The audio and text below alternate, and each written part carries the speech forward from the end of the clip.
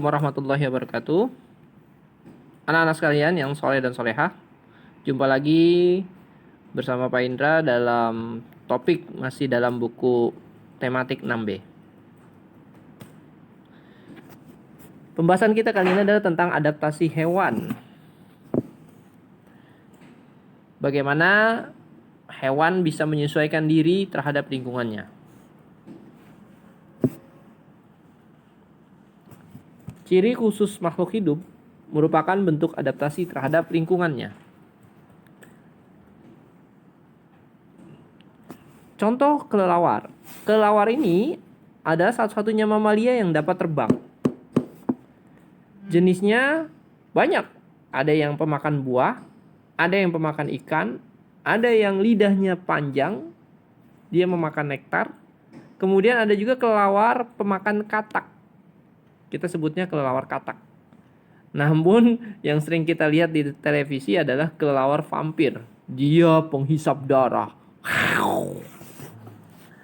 Hidupnya kelelawar adalah di gua yang lembab dan gelap atau bergelantungan di pohon yang tinggi. Dia mencari makan pada waktu malam hari, makanya dikenal dengan istilah nokturnal. Tidurnya siang hari dalam keadaan menggantung terbalik. Dia memiliki daya pendengaran yang tajam, memiliki kemampuan ekalokasi, yaitu sebuah sistem penggunaan pantulan bunyi atau echo, yaitu gelombang bunyi untuk mendeteksi posisi atau keberadaan sebuah objek atau mangsanya. Objeknya bisa berupa makanan, pepohonan, atau dinding gua. Pada saat terbang, kelelawar mengeluarkan bunyi berfrekuensi tinggi atau ultrasonik, yang jika mengenai benda akan menimbulkan pantulan. Pantulan bunyi ditangkap oleh telinga kelelawar sehingga dapat mengetahui ukuran jaraknya dan arah benda pada waktu singkat. Tampak pada gambar kelelawar sedang bergelantungan di atas pohon.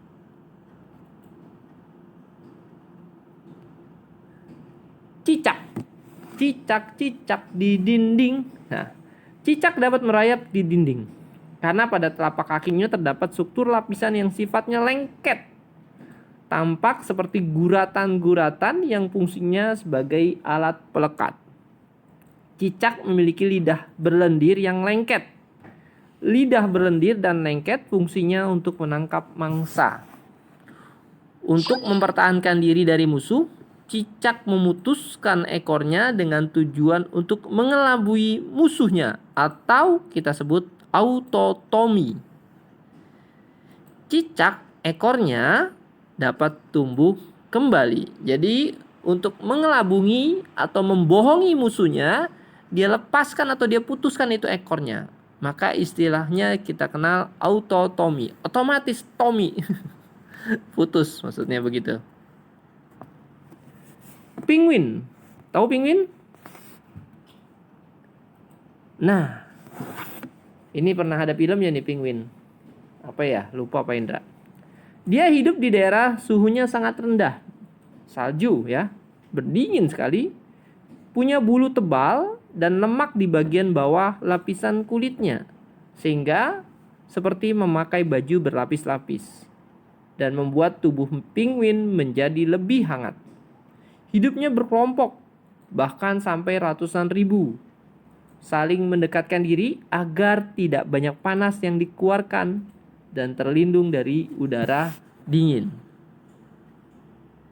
Bebek. Wek. Dia memiliki tubuh yang susunannya rapat dan lapisan minyaknya tebal. Ya. Sehingga bulu tersebut akan tetap kering meskipun bebek mengapung dan menyelam ke dalam air.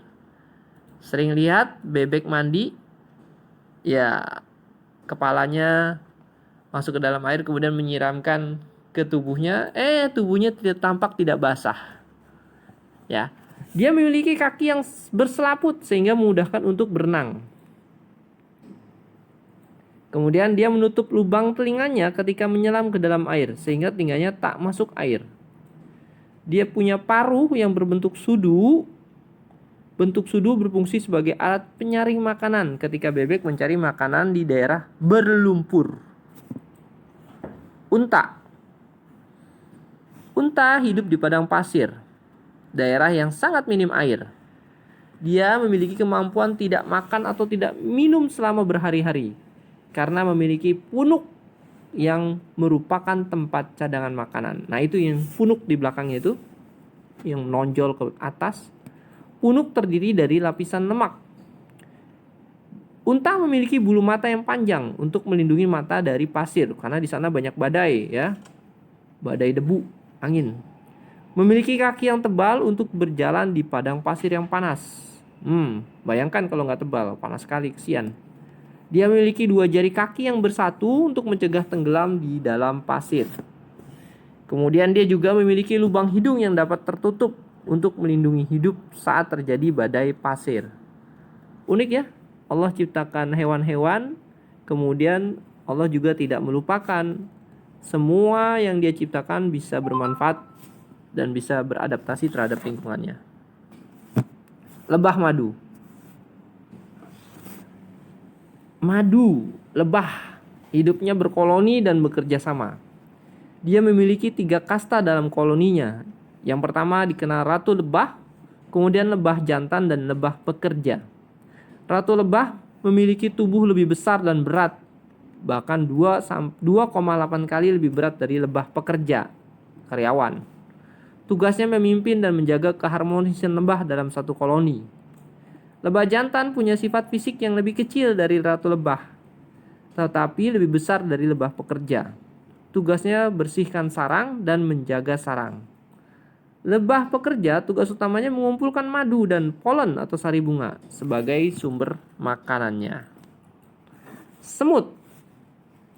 Semut adalah jenis serangga anggota suku Formicidae, bangsa Hymenoptera. Hidupnya atas dasar kerjasama di antara sesama anggota kelompok. Semut mampu mengeluarkan bau khusus untuk tanda bahaya.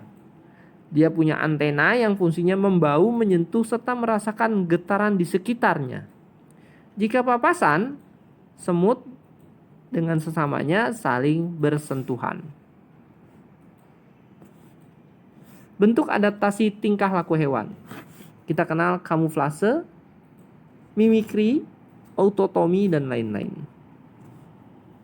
Kamuflase adalah perilaku yang dilakukan oleh seekor hewan dengan berada di tempat yang memiliki warna yang sama dengan warna tubuhnya. Contoh, macan tutul. Tutul-tutul pada tubuhnya hampir sama dengan rumput yang kering di sekelilingnya. Citah dan singa sembunyi di rerumputan untuk mengintai mangsa agar tidak dicurigai. Beruang kutub, warnanya putih seperti salju di kutub itu sendiri. Ya. Jadi tujuannya biar bisa mendek-mendek, ngumpet. Tujuannya biar dia gampang untuk memangsa makanannya ya, musuhnya.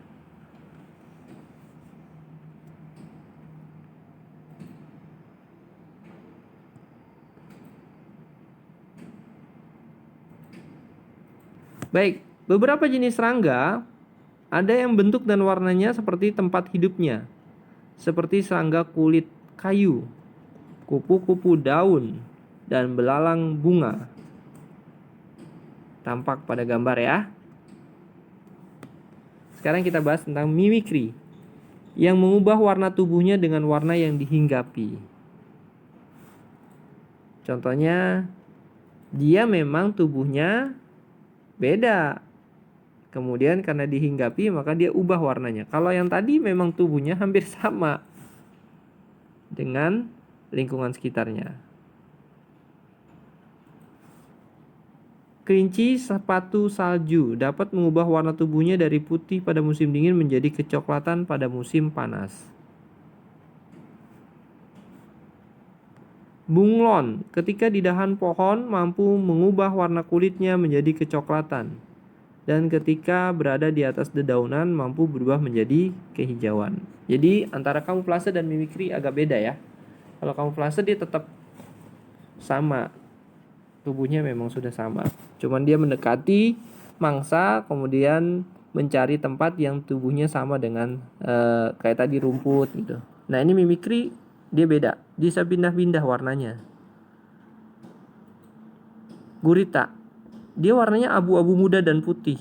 Namun dalam kondisi tertentu, gurita itu dapat mengubah warna tubuhnya. Nah ini yang begini-gini, ini kita kenal mimikri.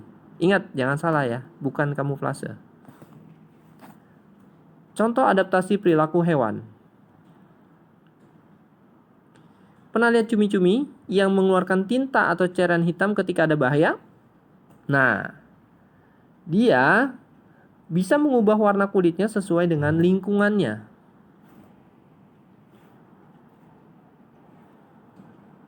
Ya, tampak pada gambar ada paus. Secara berkala, paus muncul di permukaan air untuk menghirup udara dan menyemprotkan air. Ini adaptasi yang unik ya. Dalam keadaan bahaya, cicak dan sebagian reptil melakukan autotomi, yaitu memutuskan ekornya. Pada musim kemarau, kerbau juga akan mencari kubangan untuk berendam. Hal ini dilakukan untuk mencegah dehidrasi atau kekurangan air ya, haus. Baik, silakan dilihat gambar pada layar. Jadi ciri-ciri paru berdasarkan bentuk jenis makanannya. Kemudian ciri-ciri kaki. Jadi gambar-gambar ini biasanya nanti akan disajikan dalam sebuah soal atau pertanyaan.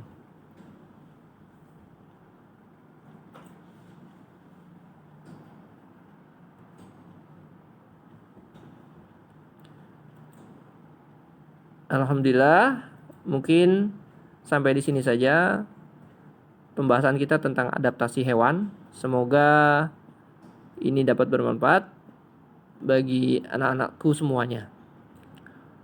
Assalamualaikum warahmatullahi wabarakatuh.